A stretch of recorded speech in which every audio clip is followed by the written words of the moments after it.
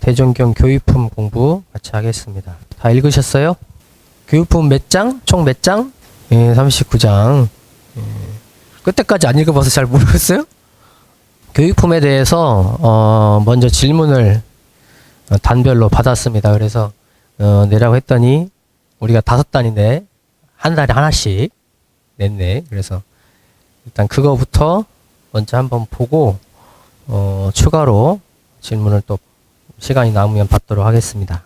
교육품은 원불교 교리의 핵심들을 풀어주신 거죠. 정제는 뭐로 되어 있죠?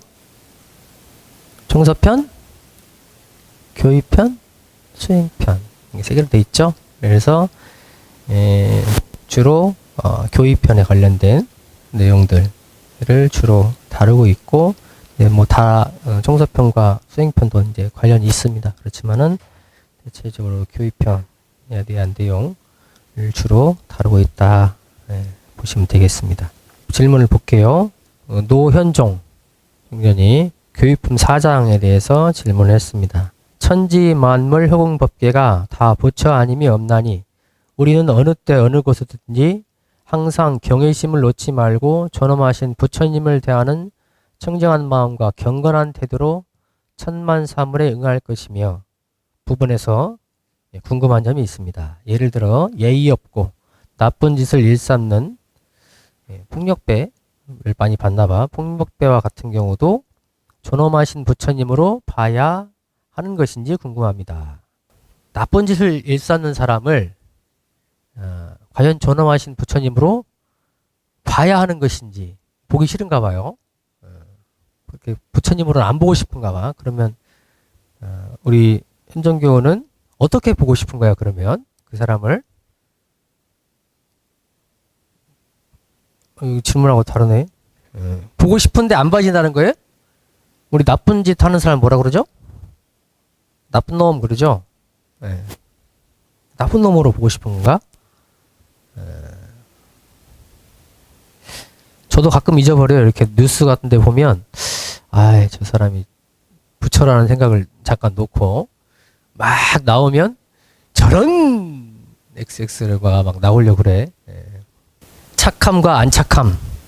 자, 0점에서 100점까지 있어요. 이쪽으로 가면 착함, 저쪽으로 가면 안착함. 자, 아까 얘기한 그 사람은 어디쯤에 있어요? 빵점이야? 빵점 같아요? 어디쯤에 있는 것 같아? 그 본 사람 있을 거 아니에요? 0.9. 100점 만점에 0.9점. 1점이 안 되네. 이 근처.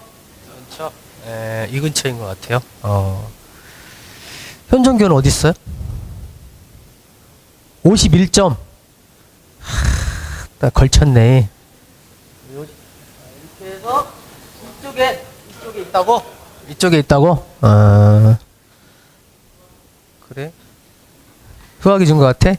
그래. 내가 보는 거하고 다른 사람이 보는 건 다르니까. 자, 이쪽에 있다. 자기는 어디 있는가 보세요. 나는 어디쯤에 있는가? 자, 나 이쪽이다.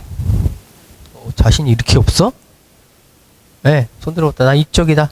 착한 쪽이다. 착한 쪽이래. 나는 그래도 착한 쪽이지. 그래도. 자, 그러면 이쪽이다. 나는 조금 내가 할 때 조금 이렇게 좀 그런 것 같아요. 안 든 사람들은 110점인가? 마이너스도 있나 혹시? 자, 이쪽에 가까우면 부처님이고 저쪽에 가까우면 중생인가? 중생과 부처의 기점이 어디예요? 어디서부터 볼래? 51점 넘으면 부처로 볼까? 50점 밑에는 안 부처? 이 안에 있으면 다 부처예요?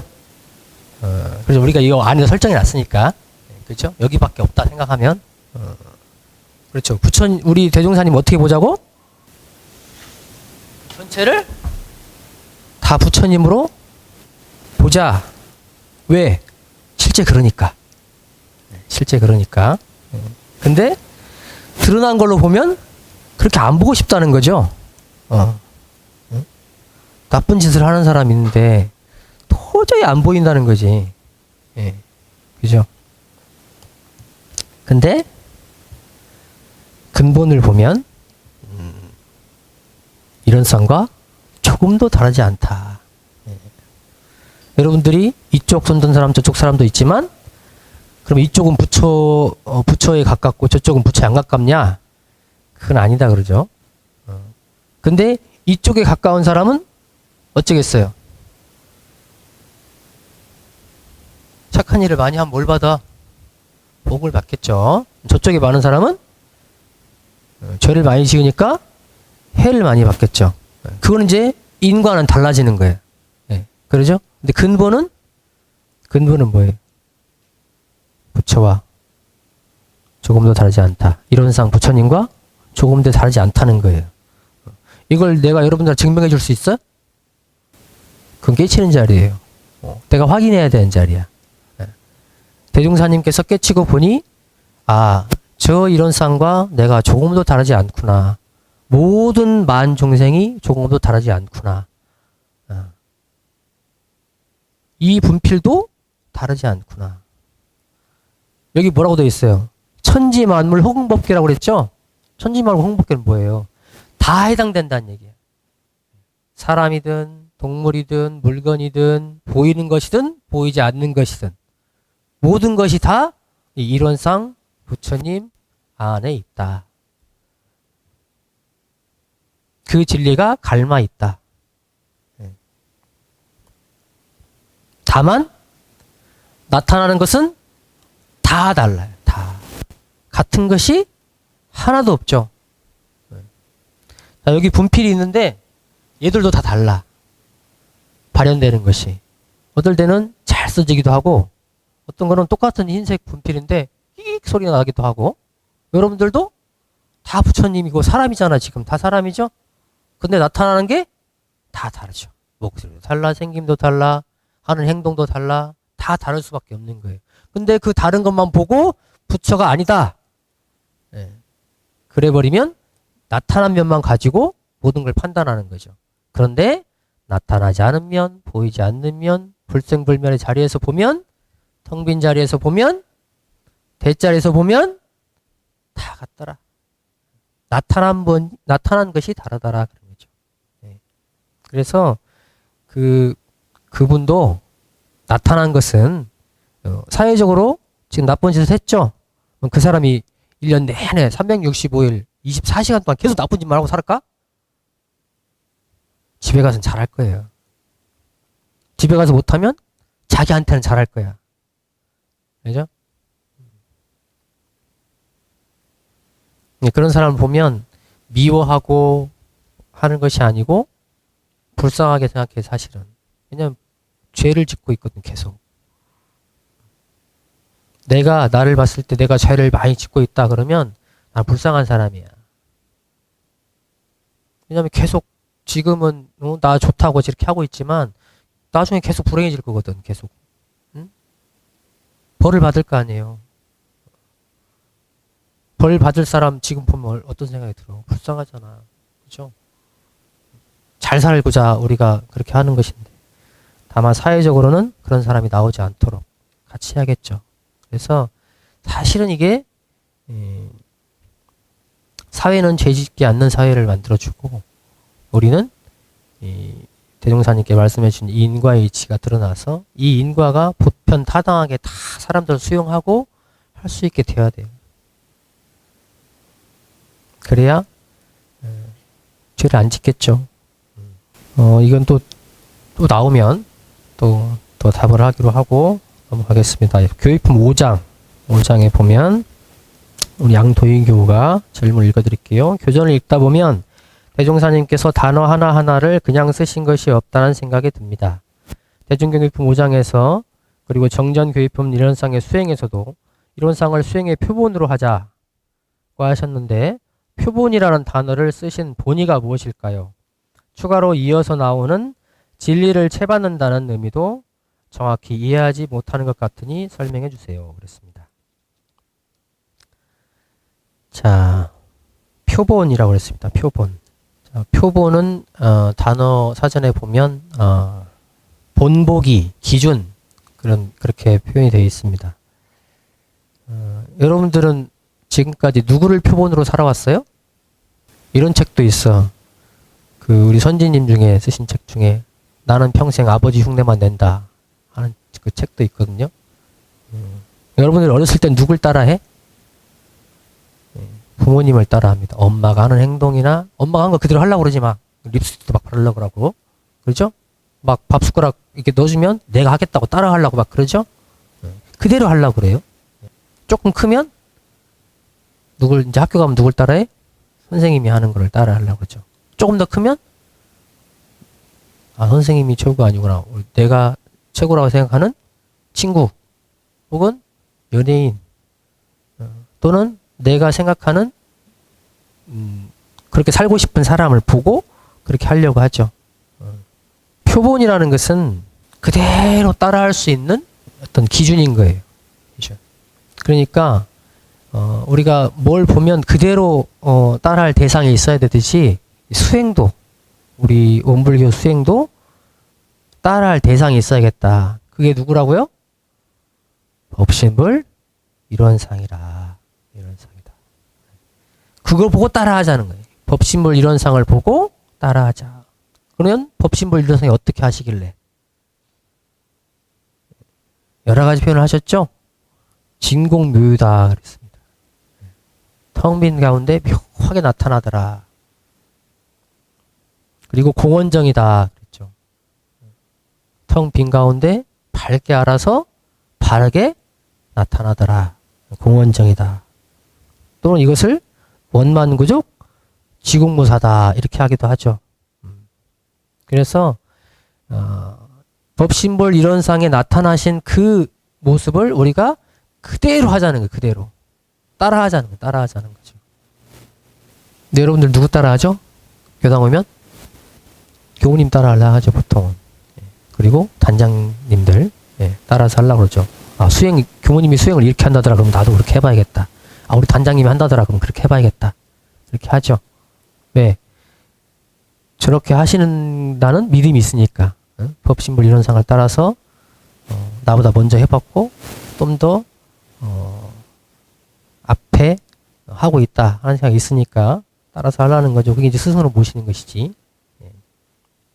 그래서 이 표본으로 한다는 것은 그냥 내 생각으로 하자는 게 아니고 그대로 보고 그대로 해보자는 거예요. 이게 채 받는 것도 뒤에 연결이 되죠. 그래서 여러분들 글씨 쓸 때 글씨 잘 쓰는 사람이 있고 못 쓰는 사람이 있을 거예요. 지금 글씨 못 쓰는 사람들은 왜 그런지 아세요? 손이 이렇게 삐뚤어서 그런가? 채 받는 걸 안 해서 그래. 채 받는 거를. 이게 한일자거든요. 한자를 한다. 그러면 이거를 어떻게 해야 돼요? 그대로 해봐야 돼요. 그대로. 그대로 됐어요? 안 됐어요? 안 됐죠? 그대로 됐어요? 안 됐어요? 안 됐어요. 처음에는 돼? 안 돼요? 잘 안 되는 거예요. 근데 그대로 해보려고 하는 거예요. 그대로. 채받는다는 것은 그걸 보고 그대로 따라하는 거예요. 이거지. 표본은 대상이고 채받는 것은 그 표본을 보고 그대로 하는 행위죠. 그래서 이 어렸을 때부터 요 채받는 것을 안 해본 사람들은 지금 글씨 못 쓰는 사람들 다 이거 안 해서 그래요. 채받는 걸 해봐야 돼요.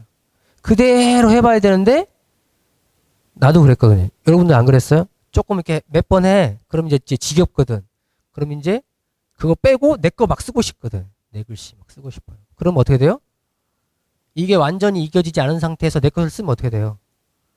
글씨가 점점 지렁이로 변해가죠. 나중에 이제 막 갈려 쓰기 시작해요. 그게 이제 익숙해지면 채 받는 것이 더 어려워져, 이제. 수행도 마찬가지예요. 여러분들이 수행할 때 이론상 그대로 하려고 해봐야 돼요. 처음에는 이렇게 안 된다니까요. 어떻게 해야 돼요? 계속 그거 보는 거예요. 똑같이 계속 그거 보는 거예요. 그래서 그렇게 될 때까지 계속 해보는 거죠. 근데 해보고 몇 번 해보고 이렇게 하면 되겠네 하고는 이제 자기 마음대로 하기 시작하면 이제 뿔이 나오죠. 그래서 이제 나중에는 이 본의도 잊어버려요.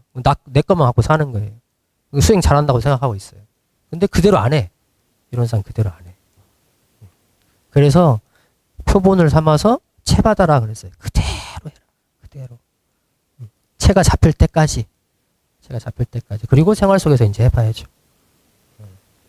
그래서 결국 채받은 것은 그 이론상과 같이 똑같이 우리가 생활 속에서 이론상을 그대로 우리 심신작용으로 놔두고 살자. 그게 우리 수행의 목표예요.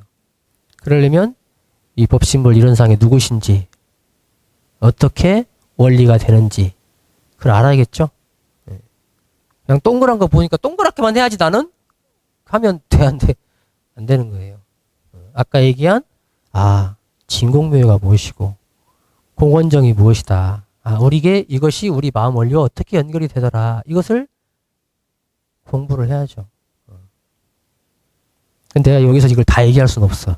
이거 그러면 1시간, 2시간도 소용없고 계속 해야 되니까. 자, 그 내용만 잠깐 간단히 얘기했습니다. 그 다음에 4단에서 정예성교가 교육품 7장으로 질문했는데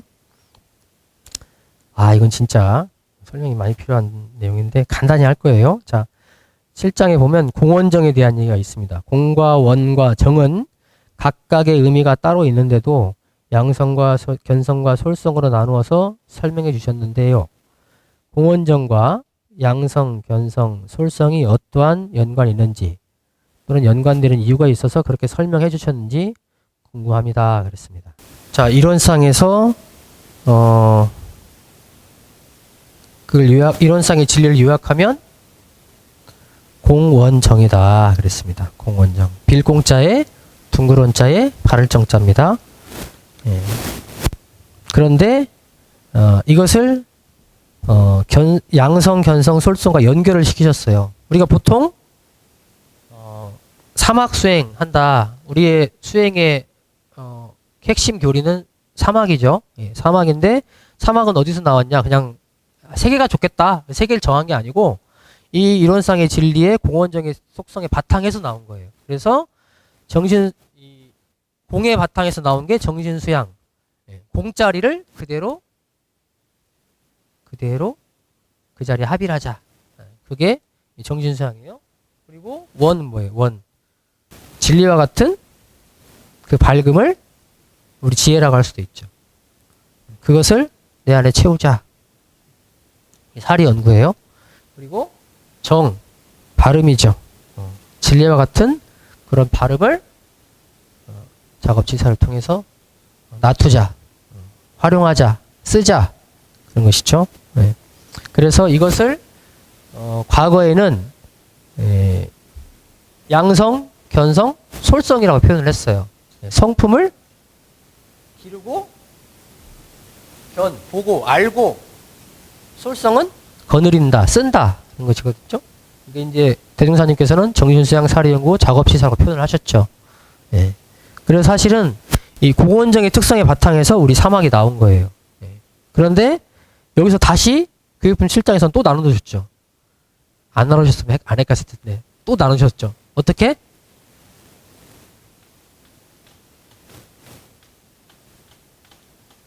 각각 공원정으로 또 나누셨어요. 자, 우리가 양성하면 그 공짜리에 합일한다 그럽니다.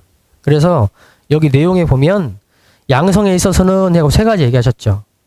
유무초한 자리를 관하는 것이 공, 마음에 거래 없는 것이 원, 마음이 기울어지지 않는 것이 정.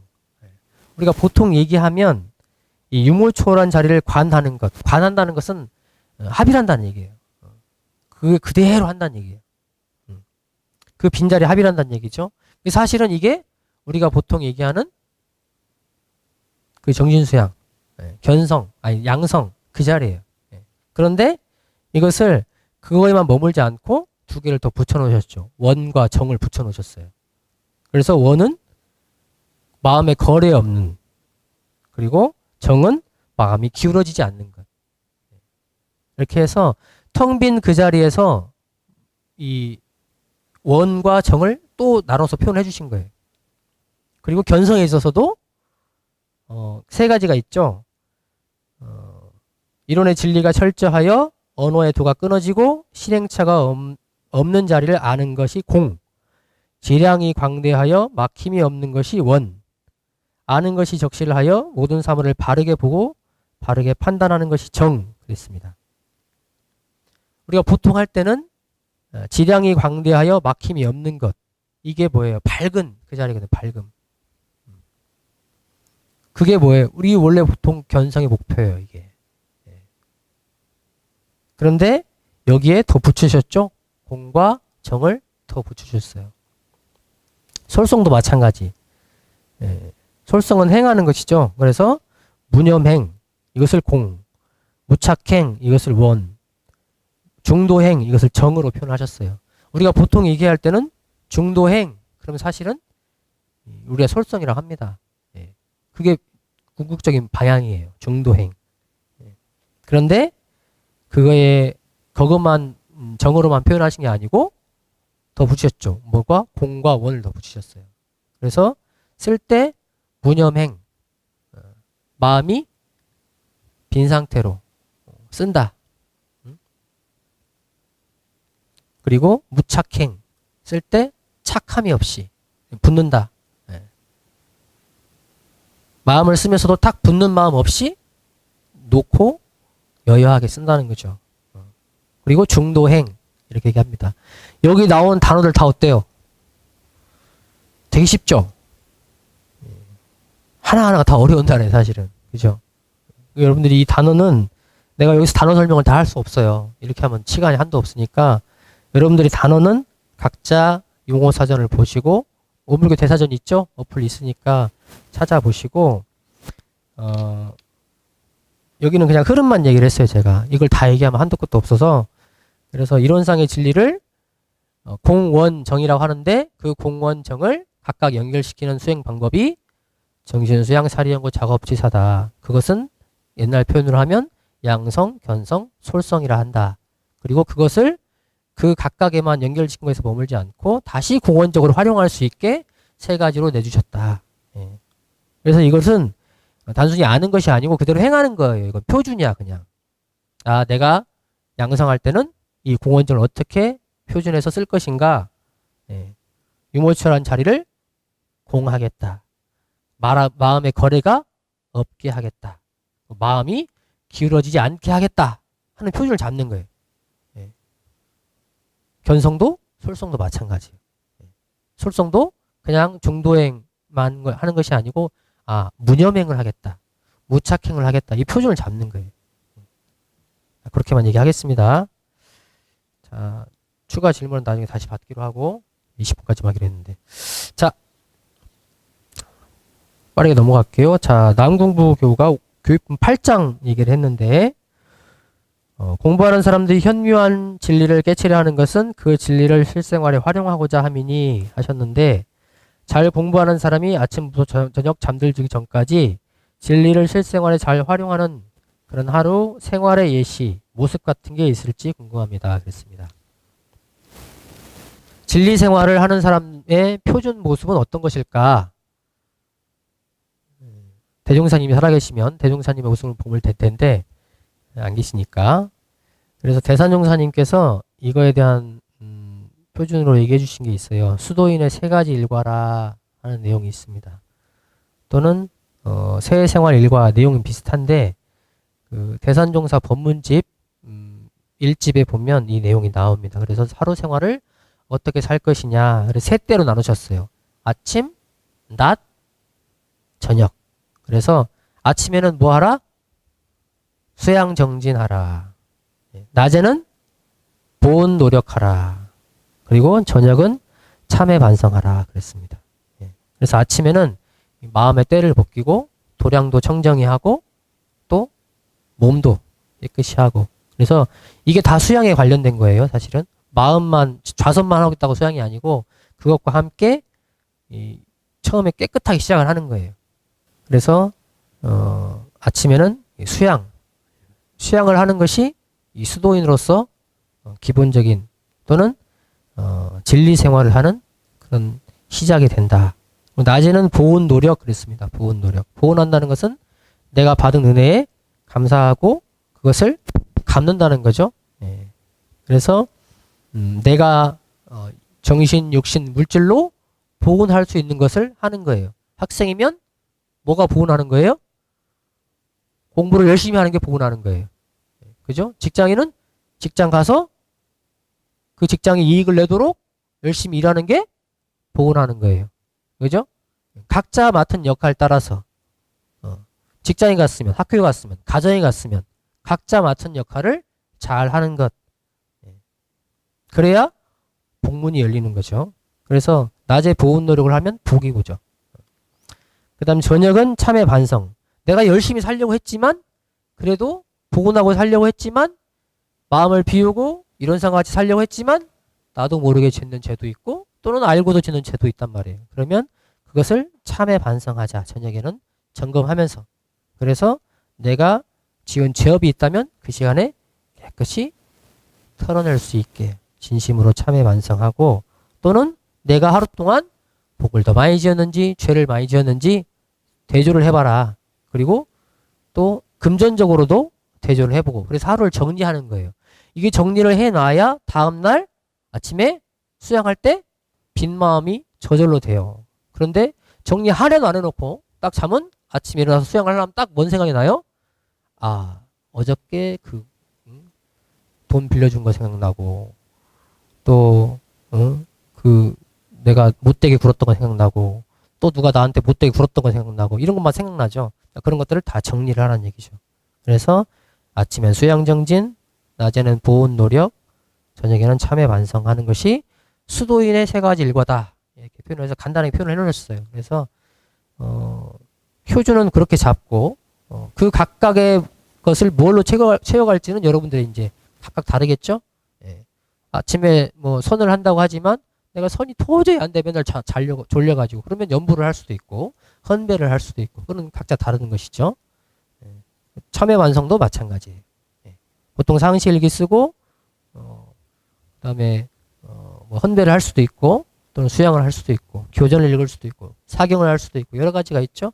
여러분 각자가 채워가는 겁니다. 그것은 이렇게만 하고 자 마지막 교육품 30장의 자신교화에 대한 얘기를 했어요. 교육품 30장 교육편을 읽다 보면 원불교에서는 용신법을 배운다고 답하라고 하고 우리도 마음 쓰는 법을 배워야 한다는데 그럼에도 불구하고 교화가 잘 안 되는 이유가 결국 우리가 교법을 제대로 활용하지 못함인지 즉 자신 교화하라는 게 자신만은 멈춰 있는 게 아니라 다른 이들에게 동시에 덕화가 미쳐야 하는지 까지만 했어요. 그래서 여러분들 이거 듣고 이해가 잘 되는지 모르겠는데 용신법이 그러니까 마음을 잘 쓰는 것이잖아요. 마음을 잘 쓰는데도 내가 잘해도 교화가 안 되는 이유가 뭐냐. 결국은 내가 그 용신법을 잘 못 쓰기 때문에 교화가 안 되는 것이냐. 그래서 마음을 잘 쓰는 것은 그 교화하는 것까지 다 포함하는 것이냐 하는 질문이에요. 내가 이해하긴 그래. 뭐 가로를 많이 쳐놓고 막 그래가지고. 근데 자신교화다 그러면 보통 이제 성불을 얘기합니다. 마음 공부는 누가 하는 거예요? 내가 하는 거예요. 내 마음 가지고 내가 하는 거예요. 다른 사람 마음 가지고 공부하는 게 마음 공부가 아니에요. 내 거 갖고 하는 겁니다. 근데 남의 거 갖고 하려고 하면 문제가 생기니까 그거에 대해서 경계를 하셨죠. 내 마음도 제대로 못하면서 다른 사람 마음까지 간섭하려 든다. 경계를 하셨죠. 근데 이제 내 마음을 잘 쓰면 그래서 내가 마음을 잘 쓰고 활용하면 덕이 나오고 은혜가 나오면 어떻게 돼요? 내 주변에 있는 사람들이 그 영향을 받게 되죠. 예. 그래서 교화라는 것을 교당에 데려오는 것만 생각하면 그것은 사실은 내가 공부만 잘한다고 해서 데려올 수 있는 건 아니에요. 내가 공부를 잘하고 있으면 너 멋있다. 나도 너 따라하고 싶어. 이렇게 하는 사람도 있지만 그런 사람이 얼마나 있어요? 그렇게 따라온 사람 있어요 여기? 별로 없어요. 그런데 그렇지 않아요. 만약에 그것이 안 됐어. 그러면 따라올 마음이 나요 안 나요? 내가 가자고 해도 안 나죠. 사실은 내 마음 쓰는 것이 교와 연결이 되어 있죠. 그런데 내 마음은 잘 쓰는데도 불구하고 교당에 못 데리고 온다. 교당에 못 데려온다는 건 뭐예요? 내가 이 공부를 해보니까 내가 행복하고 갈수록 은혜가 나오더라. 그러니까 다른 사람도 그렇게 같이 체험을 했으면 좋겠고 그렇게 행복했으면 좋겠다는 거잖아요. 근데 안 와. 이것은 내 맘만 잘 쓴다고 되는 것이 아니고 기연이 있어야 돼요. 기회가 있어야 돼. 그 사람의. 따라올 기회가 있어야 되고 또는 사람을 만나야 돼요. 내가 막 오라고 했을 때 안 오더니 얘가 오라고 하니까 바로 와. 이런 경우 있어요, 없어요? 있어요. 그러니까 나하고는 이 교화 인연이 별로 없어. 근데 다른 사람과 교화 인연이 되기도 하거든요. 내가 이 교당에 있을 때는 안 왔어. 그런데 내가 떠나고 나서 오는 사람이 있어요. 그전에도 알고 있던 사람이야. 이게 좀 교화 인연 따라서 그렇게 되기도 해요. 그래서 그런 교화 기연도 있어야 되고 또는 내가 교화를 하려고 마음먹었다 그러면 이 교화의 방법도 사실은 좀 지혜가 있어야 돼요. 그 사람이 오게 하려는 그 사람 특성에 맞게 불공을 해야 되죠. 근데 이제 이것은 마음만 무조건 잘 쓴다고 되는 것이 아니고 내 마음만 갖고 되는 것이 아니고 확대시켜야 가야죠. 그런데 이제 교화의 기능을 더 확대시켜 가지고 그 사람이 부처의 삶으로 가게 만드는 것까지 한다. 그러면 내 마음 공부하는 것만 갖고는 어려워요. 그래서 결국 그 사람의 몫이에요. 나는 여기에 데려다 놓을 수는 있지만 내가 그것을 도와주는 역할일 뿐이지 결국 자기 몫이다. 그래서 결론적으로 얘기하면 교화는 내 마음 공부 잘하는 것과 이것이 근본이 돼야 됩니다. 근본이 돼야 되지만 내 공부를 잘하고 돼서 무조건 교화가 잘 되는 건 아니다. 그것은 사람과 화하는 기술과 연관이 되고 다른 인연이 필요한 것도 있고 여러 가지가 있다. 그런데 이걸 안 하고서는 이 교화가 근본적으로는 잘 되기 어렵다. 그래서 용심법을 잘 쓰는 사람이 나중에는 결국 교화를 잘 하게 돼요. 간단하게 하는 것도 쉽지가 않네. 좀 질문 받아서 처음 해봤는데, 자, 20분까지만 하기로 했었는데, 혹시 안 되겠다 싶은 사람이면 한 말만 하고, 안 그러면 마칠게요. 이거는 꼭 물어봐야겠다 싶은 사람이 있으면, 질문을 하시고, 제가 지금 이게 질문이 간단한 질문들이 아니에요. 사실은. 그래서, 짧게 대답하니라고 했는데, 하나 5분이 넘네, 그래도. 자, 마치겠습니다.